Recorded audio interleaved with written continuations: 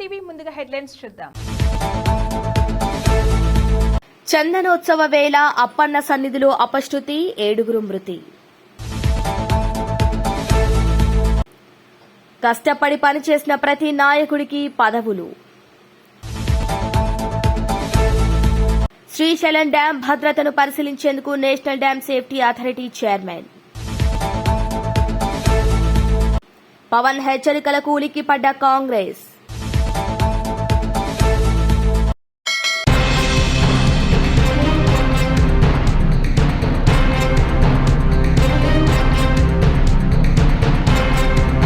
కష్టపడి పనిచేసిన ప్రతి నాయకుడికి పదవులు వస్తాయని తెలుగుదేశం పార్టీ రాష్ట కార్యదర్శి వై నాగేశ్వరరావు యాదవ్ తెలిపారు. అధిష్టానం సోమవారం విడుదల చేసిన నామినేటెడ్ పదవుల్లో జిల్లా సహకార marketing society chairman Nageswara Rao Yadav కు పదవి వచ్చింది. దీంతో పలువురు తెలుగుదేశం పార్టీ నాయకులు నాగేశ్వరరావు యాదవ్ ను సన్మానించారు. బీసీలకు తెలుగుదేశం పార్టీలోనే న్యాయం జరుగుతుందని నాగేశ్వరరావు యాదవ్ తెలిపారు. తనకు పదవి ఇచ్చిన ముఖ్యమంత్రి చంద్రబాబు నాయుడుకి ఆయన ధన్యవాదాలు తెలిపారు.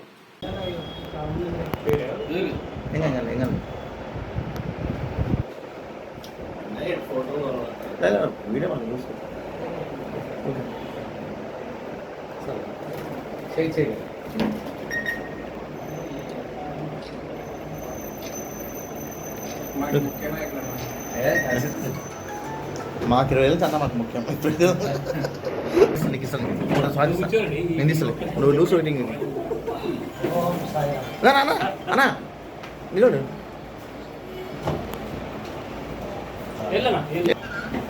నమస్తే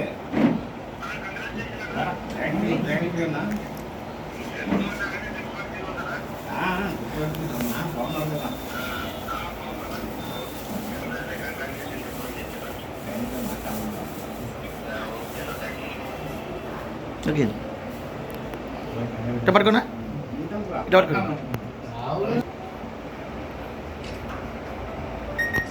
One minute.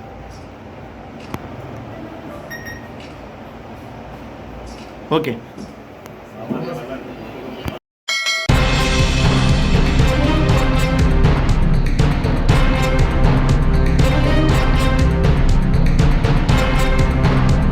ఐక్యమత్యమే మహాబలం. కొత్త పాత లేకుండా సమిష్టి కృషితోనే స్థానిక సంస్థ ఎన్నికల్లో సత్తా చాటుదామని ఎమ్మెల్సీ బల్మూర్ వెంకట్ పేర్కొన్నారు.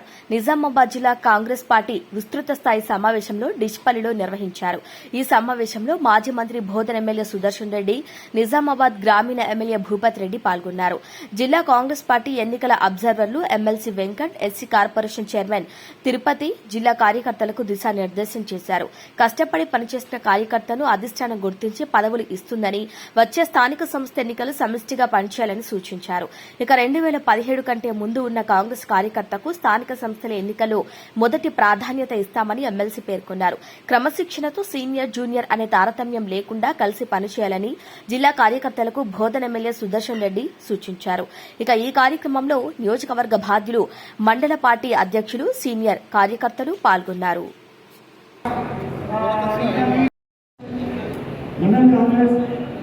కార్యకర్తల సమావేశానికి ముఖ్య అతిథిగా వచ్చేసిన పెద్దలు బలరామన్న, అలాగే మన నిజామాబాద్ ఇన్ఛార్జ్ గారికి, అలాగే మన Armoor conference ST chairman Tirupati గారికి, సభాధ్యక్షులు మోహన్ గారికి, వేదికపై ఉన్న పెద్దలు కలిసి మీ అభిప్రాయం మీ దగ్గర తీసుకోవడం జరుగుతుంది. ముఖ్యంగా ఫస్ట్ ప్రయారిటీ ఏదైతే పదవులలో 2017 కంటే ముందు, అంటే మన గౌరవ ముఖ్యమంత్రి గారు ఏదైతే మన పార్టీలో చేరిన ఆ సమయం కంటే ఎవరైతే పార్టీలో ఉన్నారో వాళ్ళ ఎక్స్పీరియన్స్ నే ఫస్ట్ ప్రయారిటీగా తీసుకోవడం జరుగుతుంది. మీరు పేరు ఇచ్చినప్పుడు కూడా 2017 తర్వాత తెలంగాణలోని రాష్ట్ర ప్రయారిటీలో పెట్టుకోండి. 2017 కంటే ముందు ఎవరైతే పార్టీలో ఉన్నారో, కష్టకాలంలో పార్టీ వైపు ఉన్నారో వారిని మొదటి ప్రాధాన్యతగా తీసుకొని, మొదటి ప్రయారిటీగా తీసుకొని వాళ్ళ పేర్లే మీరు నాకు ఏదైతే ఇవ్వవలసిందిగా ఇక్కడ ఉందో మీకు కూడా విజ్ఞప్తి చేస్తున్నా.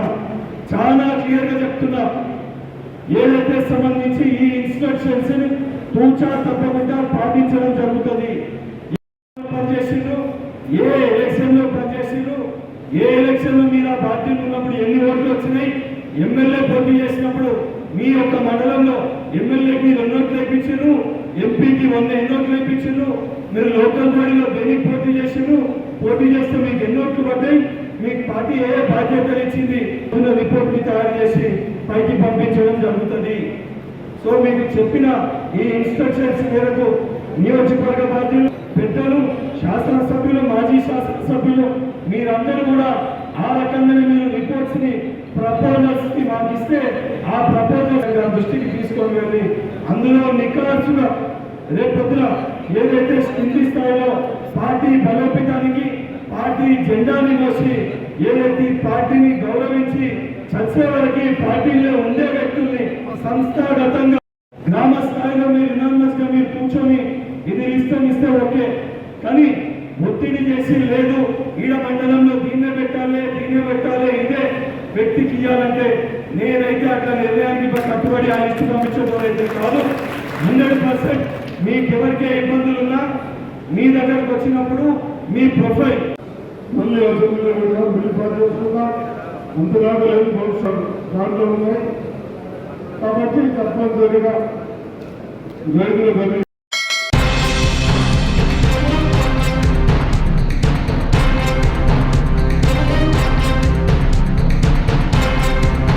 ఇందిరమ్మ ఇళ్ల ఎంపికలో అధికారులు, అధికార పార్టీ నాయకులు అన్యాయం చేస్తున్నారని, దివ్యాంగులకు అన్యాయం చేస్తున్నారని ప్రభుత్వం ప్రకటించినట్టుగా 5% ఇళ్లు దివ్యాంగులకు కేటాయించాలని కరీంనగర్ జిల్లాలో ఓ మున్సిపల్ భవనమెక్కి నిరసన తెలిపాడు ఓ దివ్యాంగుడు.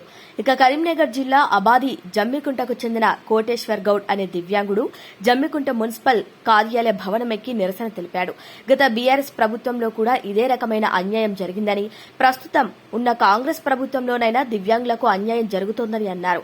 ఇక ప్రభుత్వం ప్రకటించినట్టుగా దివ్యాంగులకు 5% ఇందిరమ్మ ఇల్లు కేటాయించడం లేదని, అధికార పార్టీ నాయకులు, అధికారులు అనర్హులకు ఇల్లు కేటాయిస్తున్నారని, దివ్యాంగులకు ఒక్క ఆసరా పెన్షన్ తప్పితే ఒక్క ప్రభుత్వ పథకం కూడా అందటం లేదని, ఇందిరమ్మ ఇళ్లలో దివ్యాంగులకు అన్యాయం జరిగితే మాత్రం కలెక్టర్ కార్యాలయాన్ని ముట్టడిస్తామని హెచ్చరించారు.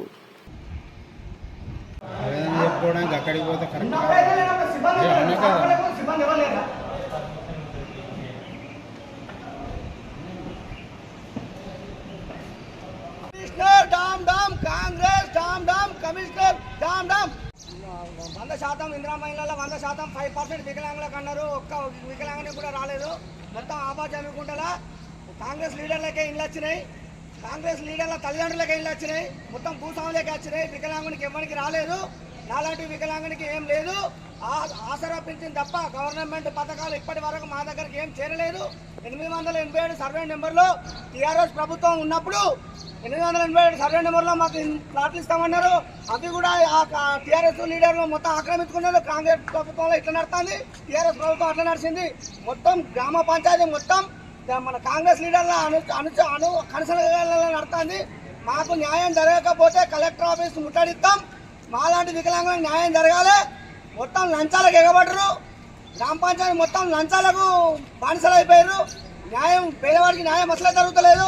దీని మీద స్పందించమంటే ఒక్క లీడర్ కూడా ఎవరు స్పందిస్తలేడు. మాలాంటి వాళ్ళకి న్యాయం జరగాలని నేను ఇలా గ్రామ పంచాయతీ ఎక్కి నిరసన తెలుపుతున్నా. తీసుకొచ్చిన సార్ ఇందిరమ్మ ఇళ్లలో అవకతవకలు నడుతున్నాయి, దయచేసి మాలాంటి పేదోళ్ళని పట్టించుకోరు సార్ అని మా ఊళ్ళోకి వచ్చినప్పుడు కూడా మసీదు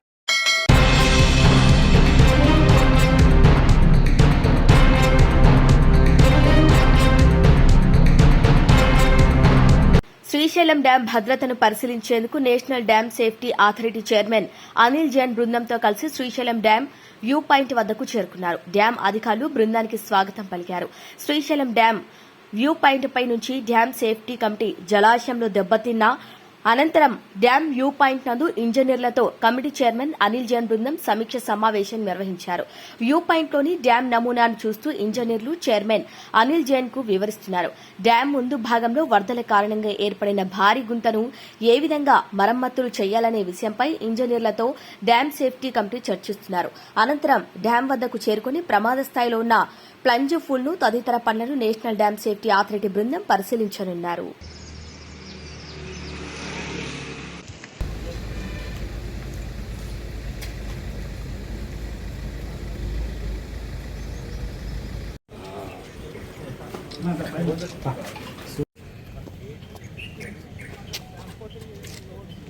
ఓకే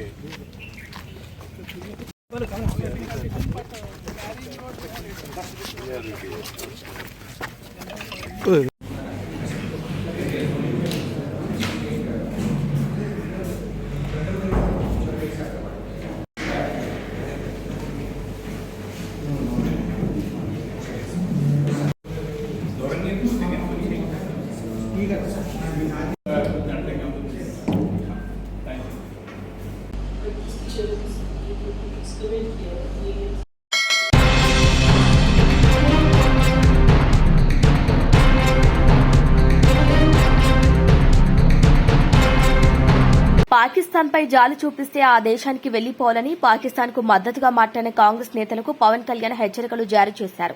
హెచ్చరికలకు కాంగ్రెస్ పార్టీ ఉలిక్కిపడింది. ఆ పార్టీకి చెందిన ఎంపీ చామల కిరణ్ కుమార్ రెడ్డి పవన్ కళ్యాణ్ విమర్శలకు సమాధానం చెప్పకుండా బోడిగుండుకు మోకాలికి ముడిపెట్టి కౌంటర్ ఇచ్చానని అనిపించేలా విమర్శలు చేశారు. పవన్ కళ్యాణ్ స్థాయికి తగ్గట్టు మాట్లాడాలి, ఇది సినిమా కాదు, స్క్రిప్ట్ చదవటానికి చెప్పుకొచ్చారు. రాజకీయాలు బంద్ చేసి కంగనా రనౌత్లా వెళ్లి మోదీని సపోర్ట్ గా సినిమాలు చేసుకోవాలని సలహా ఇచ్చారు. అసలు పవన్ కళ్యాణ్ చేసిన విమర్శలేంటి, ఎంపీ చామల ఇచ్చిన కౌంటర్ ఏంటో చూస్తే అసలు సంబంధమే లేదు. కొద్ది రోజులుగా కాంగ్రెస్ నాయకులు పాకిస్తాన్పై సానుభూతి చూపించేలా మాట్లాడుతున్నారు. తెలంగాణ కాంగ్రెస్ ఎమ్మెల్సీ అద్దంకి దయాకర్ చేసిన వ్యాఖ్యలు వైరల్ అయ్యాయి. సిద్దరామయ్య కూడా అలాంటి వ్యాఖ్యలు చేశారు. దేశవ్యాప్తంగా పలువురు కాంగ్రెస్ నేతలు అలాంటి వివాదాస్పద వ్యాఖ్యలు చేశారు. ఉగ్రవాదుల మతం అడగలేదని వితండ వాదం చేశారు. ఇలాంటివి ఎక్కువ కావటం, దేశ ప్రజలు వ్యతిరేకత వ్యక్తం కావడంతో కాంగ్రెస్ పార్టీ అవన్నీ వ్యక్తిగత అభిప్రాయాలేనని, పార్టీకి సంబంధం లేదని ప్రకటించుకుంది. ఇందులో అవాస్తవమేమీ లేదు. ఇప్పుడే ఒక న్యూస్ చూస్తున్నా. పవన్ కళ్యాణ్ గారు అంటే కుఫోన్స్ అవుతున్నా సరే, అవకాశం వచ్చింది, మీడియాతో మాట్లాడే అవకాశం లేదు కాబట్టి మీకు మీ సమస్యలు చెప్తున్నా కార్యకర్తలు. పవన్ కళ్యాణ్ గారు కాంగ్రెస్ పార్టీ పాకిస్తాన్ కి సపోర్ట్ చేస్తే పాకిస్తాన్ పోమని చెప్పేటువంటి డైలాగ్ ఉంటుంది. పవన్ కళ్యాణ్ గారిని ఒకటి చెప్పదలుచుకున్నాను. పవన్ కళ్యాణ్ గారు, మీరు డిప్యూటీ సరే మొట్టమొదటిసారి ఎమ్మెల్యే, మీకు మంచి అవకాశం వచ్చి డిప్యూటీ సీఎం అయింది. ఇది సినిమా కాదు, స్క్రిప్ట్ రాసిస్తే చదువుకోని. నువ్వు ఒక ఉప ముఖ్యమంత్రి అంటే ఒక స్థాయి ఇచ్చింది, స్థాయికి తగ్గట్టు మాట్లాడాలి. ఎవడో స్క్రిప్ట్ రాసిస్తే చదువు, లేకపోతే ప్రధానమంత్రిని నువ్వు కృషి చేయాలనుకుంటే ఇంకేదైనా ప్లాట్ఫామ్ మీద పోయి రాజకీయాలు బంద్ చేసి సినిమా తీసి కంగనా రనౌత్ తీసినట్టే మనం 2-3 సినిమాలు తీసి ఆయన ప్రసన్నం చేస్తాం. అంతే తప్ప నీకు ఒక అధికారమైన బాధ్యతలు ఇచ్చి ప్రజా సమస్యల మీద పోరాటం చేయాల్సినవి బాధ్యత లేకుండా కాంగ్రెస్ పార్టీ పాకిస్తాన్ లో సపోర్ట్ చేసుకుని ఒక ప్రచారం చేసే ప్రయత్నం చేస్తాం. కాంగ్రెస్ పార్టీ సెక్యులర్ గా ఈ దేశాన్ని కాపాడాలనుకుంటుంది. పాకిస్తాన్ ఇక్కడ ఉన్నటువంటి కుల మతాలకు అతీతంగా కాంగ్రెస్ పార్టీ అందరినీ ఒక పట్టున బతికేయాలనుకుంటుంది. పవన్ కళ్యాణ్ గారు, మీ నాయకుడు ఎవరినైతే ప్రసన్నం చేస్తున్నారో నరేంద్ర మోడీ లెక్క కుల మతాల మధ్యన చిచ్చు పెట్టే ప్రయత్నం చేస్తలేదు. నీకు వాస్తవంగా నిలదీసే నరేంద్ర మోడీ ఎన్ని రోజులైంది? నలుగురు వచ్చి ముసుగులు కాల్చిపోతే నలుగురిని పట్టుకునే దమ్ము ధైర్యం లేక పిట్టగదా ఎప్పుడో తిరుగుతుంది. ఏం ఇంటెలిజెన్స్ నడుస్తుంది దేశంలో? నలుగురు వచ్చి మిట్ట మధ్యాహ్నం కూడా బౌండరీ మీద కూడా కాదు, ఓటర్ మీద కూడా కాదు, లోపలికి వచ్చి 100 కిలోమీటర్ల లోపలికి వచ్చి కాల్చిపోయిన నలుగురిని పట్టలే. నువ్వు పిట్టగదా చెప్తే నువ్వు ఆ పిట్టగదా నువ్వు విని మళ్ళీ కాంగ్రెస్ పార్టీని విషప్రచారం చేసే ప్రయత్నం చేయడం అనేది వాస్తవంగా ఆంధ్ర ప్రజలు నీలాంటి ఉప ముఖ్యమంత్రిగా ఎన్నుకునేందుకు వాళ్ళ క్షేమియాలి. ఎందుకంటే నువ్వు ప్రజా సమస్యల మీద మాట్లాడాలి, పొలిటికల్ పార్టీని అటాక్ చేసి బేస్లెస్ గా మాట్లాడటం, ఎవరినో కృషి చేయడానికి ఈ దరిద్ర మాటలు మాట్లాడతారు. పవన్ కళ్యాణ్ గారికి చెప్తున్నా,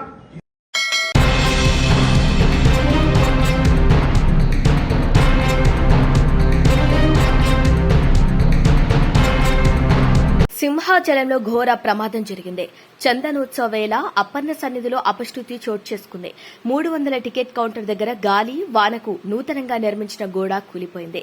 ఈ ఘటనలో 8 మంది భక్తులు మృతి చెందారు. మరో 3కి తీవ్ర గాయాలయ్యాయి. మృతుల్లో 3 మహిళలున్నారు. మృతుల సంఖ్య మరింత పెరిగే అవకాశం ఉంది. ఇక సంఘటన ప్రదేశానికి చేరుకున్న రెస్క్యూ సిబ్బంది, AP SDRF, NDRF, AP fire సిబ్బందితో సహాయక చర్యలు చేపట్టారు. ఘటనా స్థలానికి చేరుకున్న హోంమంత్రి అనిత, జిల్లా కలెక్టర్ పరిస్థితిని సమీక్షిస్తున్నారు. కాగా మృతదేహాలను కేజీహెచ్ ఆసుపత్రికి తరలిస్తున్నారు. చాలా దురదృష్టం. ఈరోజు వరహాలక్ష్మి నరసింహస్వామి వారి నిజరూప దర్శనం రోజున ఎర్లీ మార్నింగ్ మనకి 2:33 మధ్యలోనే ఇన్సిడెంట్ అనేది జరిగింది. యాక్చువల్ గా ఇన్సిడెంట్ కూడా 2 o'clock చాలా హెవీ రెయిన్ ఒకటి స్టార్ట్ అయింది. అందరికీ తెలుసు. చాలా పెద్ద గాలి దుమారంతో చాలా ఉరుములు మెరుపులతో కూడిన భారీ వర్షం అయితే వచ్చింది. ప్రాథమిక నివేదిక ప్రకారం ఆ వర్షం ఏదైతే వచ్చిందో వాటర్ అంతా కూడా ఆ లూజ్ సాయిల్ మూలన వాటర్ అంతా కూడా కొంచెం లోపలికి దిగి ఆ గోడ కూలింది అన్నది ఒక ప్రాథమిక సమాచారం ప్రకారం వచ్చిన నివేదిక. ఇంకా కూలంకషంగా మా వాళ్ళందరూ కూడా సార్ ఎంక్వైరీ చేస్తున్నారు. అట్ ద సేమ్ టైం అక్కడ 300 రూపీస్ క్యూ లైన్ ఉంది. ఆ క్యూ లైన్ అక్కడ జస్ట్ కరువు ఉంటుంది అనమాట. అంతవరకు అంత హెవీ క్రౌడ్ కూడా లేరు. ఫస్ట్ కరువు మూలాన ఒక జస్ట్ కొంచెం క్రౌడ్ అక్కడ ఉన్నారు. అది మూవ్ అవుతూనే ఉన్నారు. ఎక్కడ కూడా మనకి ఆగిపోవడం కానీ అంటువేదేం లేదు. చాలా అన్ఫార్చునేట్ థింగ్, ఆ గోడ పడిపోవడం వలన సుమారుగా 7 ప్రాణాలు కోల్పోవడం జరిగింది. అందులో 4 పురుషులు ఉన్నారు, 3 స్త్రీలు ఉన్నారు. ఇంకా మిగతా రెస్క్యూ ఆపరేషన్స్ కూడా జరుగుతున్నాయి. ఈ సంఘటన జరిగినది అని తెలిసిన వెంటనే ఇమీడియట్ గా ఎస్డీఆర్ఎఫ్ బృందాలు, ఫైర్ డిపార్ట్మెంట్, పోలీస్ డిపార్ట్మెంట్, అదేవిధంగా ఇక్కడ పనిచేస్తున్న వాలంటీర్స్ చిన్నపిల్లలైనా వాళ్ళకి చేతులెత్తి దండం పెట్టాలి. నిజంగా వాలంటీర్స్ అయితే ఇమీడియట్ గా కొంతమందిని బయటకు తీసుకొచ్చి అప్పటికప్పుడు హాస్పిటల్ కూడా తరలించారు. ఎన్డీఆర్ఎఫ్ టీం కూడా ఆన్ బోర్డ్ అయింది. ఎన్డీఆర్ఎఫ్ టీంలు 2, ఎస్డీఆర్ఎఫ్ టీంలో 2, fire department and police department అందరూ కలిసి రెస్క్యూ ఆపరేషన్స్ కూడా చేస్తున్నారు. మొత్తం అంతా క్లియర్ చేస్తున్నారు అందరూ కూడా. నిజంగా చనిపోయిన వాళ్ళ కుటుంబాలందరికీ కూడా ప్రగాఢమైన సంతాపం తెలియజేసుకుంటున్నాం. గవర్నమెంట్ తరఫున కూడా మాక్సిమం అన్ని ప్రికాషన్స్ తీసుకున్నాం. కేవలం ఈ భారీ వర్షము, అదేవిధంగా ఈ గాలి దుమారం వల్ల మాక్సిమం జరిగిన ఇన్సిడెంట్, ఇది ఒక యాక్సిడెంట్. దయచేసి ఇంకా ఫర్దర్ గా డీటెయిల్స్ అన్ని వస్తే అప్పుడు మీకు కన్స్ట్రక్షన్ ఫెయిల్యూర్ కూడా ఉందంటూ కూడా అన్ని యాంగిల్స్ నుండి మేము దర్యాప్తు చెప్తామండి.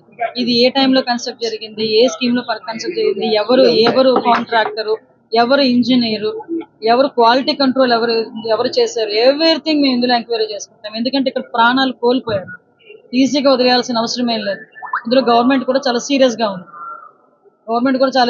ఉంది. అన్ని కోణాల్లో నుంచి కూడా మేము విచారణ జరుపుతాం. ఎవరైతే బాధ్యులు ఉన్నారో బాధ్యులు కఠినంగా శిక్షించే ప్రక్రియ గవర్నమెంట్. ఇప్పుడు ఇంకా మేము ఐడెంటిఫై చేసుకుంటున్నాం. కంపల్సరీగా గవర్నమెంట్ నుంచి వాళ్ళు ఇంజురీస్ అరౌండ్ ఒక 3 మెంబర్స్ అలా కనిపిస్తున్నారు. ఇంకా మనకి మొత్తం లిస్ట్ వస్తుంది. ఎవరు లేరండి, ఇంకెవరు లేరు. దేవస్థానం అధికారుల నిర్లక్ష్యమే. ఎందుకంటే ఒకసారి అంతమంది భక్తులు నేను ప్రికాషన్స్ విషయంలో ఒక 2 days బ్యాక్, 3 days బ్యాక్ అంటే ఈ క్యూ లైన్లు మొత్తం ఆ క్యూ లైన్ అన్ని మేము చెక్ చేసుకోవడం జరిగింది. ఇది అన్ఫార్చునేట్ థింగ్. అక్కడ గోడ ఉంది. ఆ గోడ పిల్లర్ తో కట్టాడా, సిమెంట్ తో కట్టాడా, బ్రిక్ తో కట్టాడా అన్నది ఎవరు కూడా మేము చూసుకోవడానికి మాట్లాడుతున్నాం. కానీ విషయం ఏంటవుతుందంటే అక్కడ విపరీతంగా వర్షం పడింది. మీకు తెలుసు, మీరు ఆ టైంలో ఉన్నారు. నేను కూడా వర్షంలో తడుచుకునే దర్శనం చేసుకుని వచ్చాను. నేనే కాదు, పట్టు వస్త్రాలు సమర్పించడానికి వచ్చిన రెవెన్యూ మినిస్టర్ గారు కూడా వర్షంలో తడుచుకుని వెళ్ళారు. భారీ వర్షంలో తడుచుకుని వెళ్ళాము. ఈ వర్షం నేను దర్శనం చేసుకుని బయటకు వచ్చాను. ఇలా ఇన్ఫర్మేషన్ వచ్చింది గోడ కూలిందని. 1 or 2 ఇంజురీస్ అన్నారు. అయినప్పటికీ కూడా నేను వచ్చి చూస్తానని చెప్పి నేను పుట్అవుట్ వచ్చాను. అప్పటి నుంచి ఇప్పటి వరకు మేము ఎక్కడే ఉండడం జరిగింది. అంటే ఎక్కడ కూడా రెస్క్యూ ఆపరేషన్స్ లో కానీ నిర్లక్ష్యం వహించడం కానీ ఎక్కడ కూడా మేము చేయలేదు. ఇమీడియట్ గా క్షతగాతులు ఎవరైతే ఉన్నారో వాళ్ళందరినీ కూడా హాస్పిటల్కి తీసుకెళ్లి మేము పంపించడం జరిగింది. మిగతా రెస్క్యూ ఆపరేషన్స్ కూడా జరుగుతున్నాయి. ప్లీజ్ మిగతా అన్ని కార్యక్రమాలు చేసుకోవాలి. అందరూ కూడా బాగున్నారండి. క్షతగాతులు అందరూ అవుట్ ఆఫ్ రేంజ్.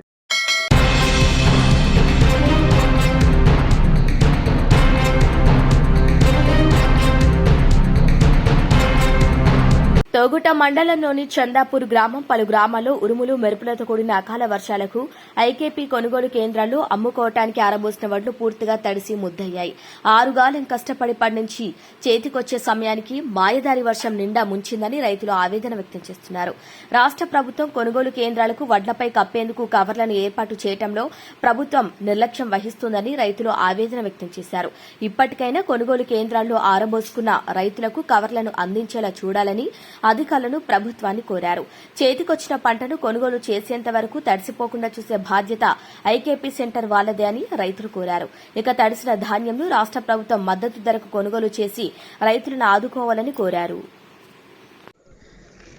కాంగ్రెస్ ప్రభుత్వంలో రైతులు అనేక రకాలుగా కష్టపడుతున్నారు. నిజంగా 6 కాలం కష్టించి పండించిన పంటకు కవర్లు ఇవ్వలేని దుస్థితిలో ఉన్నదంటే కాంగ్రెస్ ఎంత వెనుకబడి, ఒక రైతును ఎంత వెనుకబడేస్తుందో ఈ ప్రభుత్వము ఇప్పుడు ఈ దృశ్యాన్ని చూస్తే మనం చెప్పొచ్చు. రైతులకు పండించిన పంటకు కవర్లు ఇవ్వడానికి ఏం ఇబ్బంది అవుతుంది అధికారులకు. కవర్లు అందరికి రైతులకు ఇవ్వాలే కదా. ఆ వచ్చిన కవర్లను మీరు దగ్గర పెట్టుకొని మీరు సంచులు నింపిన తర్వాత సంచులు నానకుండా మేము అప్పుడు కవర్లు ఇస్తారనము ఎంతవరకు కరెక్టు? ఇప్పటికైనా అధికారులు స్పందించి ఏ రైతుకు కూడా పండించిన పంట నానకుండా చూసుకునే బాధ్యత ఐకేపీ సెంటర్లు మీరు పాటించాలి.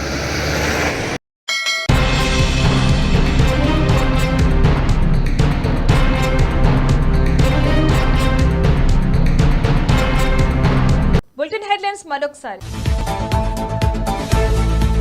చందనోత్సవ వేళ అప్పన్న సన్నిధిలో అపశృతి, 7 మృతి. కష్టపడి పనిచేసిన ప్రతి నాయకుడికి పదవులు.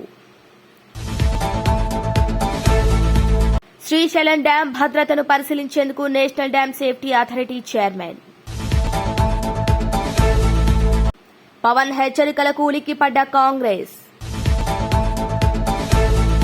ఇవి వాళ్ళ bulletin updates. Keep watching Shravya TV.